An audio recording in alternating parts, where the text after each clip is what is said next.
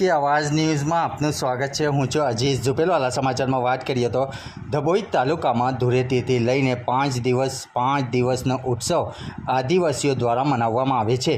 ગમે ત્યાં કામ ધંધો કરતા હોય એ પછી સરકારી કર્મચારીઓમાં ફરજ બજાવનાર હોય, ગમે તેવી મોટી પોસ્ટ પર હોય પણ 5 દિવસ વતનમાં પોતાના પરિવાર સાથે આવી ધૂળેટીની ઉજવણી કરવામાં આવે છે। ઉત્સવ પ્રિય નગરી દર્ભાવતી ધભોઈમાં હોળી ધૂળેટી પૂર્વે ઘેરૈયા બનતા આદિવાસીઓ રંગપાચમ સુધી ઘેર ઉઘરાવી ઉજવણી કરે છે। ધભોઈ તાલુકા તેમજ નિયમિત વસાહતની આદિવાસી પ્રજા માટે હોળી ધૂળેટીનો પર્વ અનેક કરતાં મહત્ત્વનો ધરાવે છે। આદિવાસીઓ કમરે ઘૂંઘરા બાંધી શરીરને અવનવા ચિત્રો દોરાવીને પોશાક પહેરે, માથે વાંસની ટોપી પહેરી ઘેર ઉઘરાવી ખુશી વ્યક્ત કરે છે। રિપોર્ટ રફીક મંસૂરી।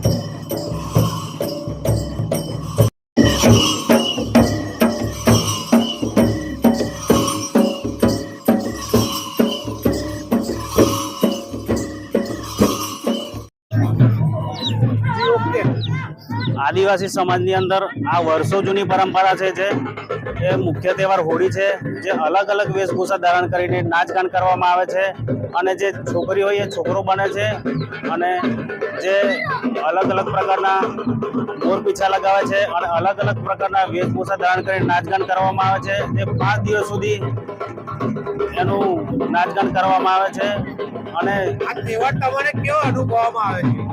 आ तहेवार अमने खूब आनंद आवे छे के जे